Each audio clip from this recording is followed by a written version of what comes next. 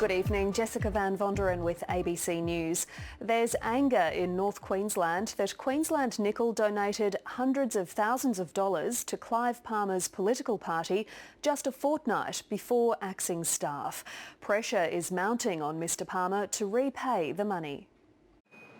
As last year drew to a close, Mr Palmer was urgently seeking assistance from the state government to help Qld Nickel.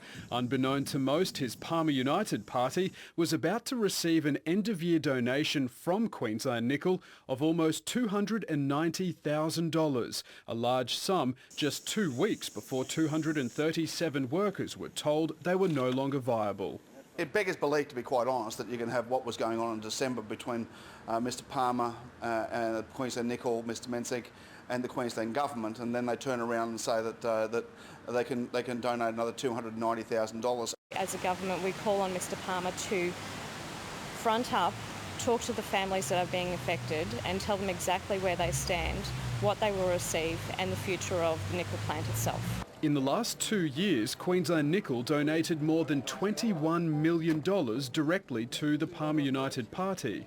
I would hugely recommend that Mr Palmer and the management of Qld Nickel organise some way the Palmer United Party repays that money. The fact is, millions of dollars of money from Clive Palmer, from associated entities, have gone into his political party, and it seems to have ended in tears. Mr Palmer's keeping a low profile. Online he hit back tweeting, "Ewan Jones and the Liberal Party have not refunded any of the donations that Qld Nickel gave to the Liberals." But disclosure records on the Electoral Commission show Qld Nickel's last donation to the LNP was $500,000 5 years ago.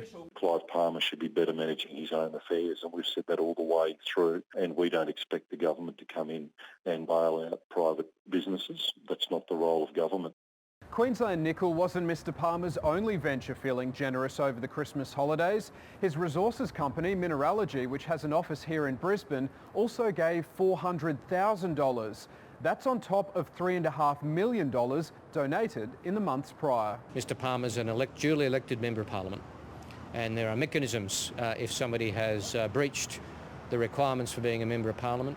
Mr Palmer's nephew Clive Menzies, who's the director of the refinery, has said he'll ensure the venture continues operating. Josh Bavis, ABC News, Brisbane.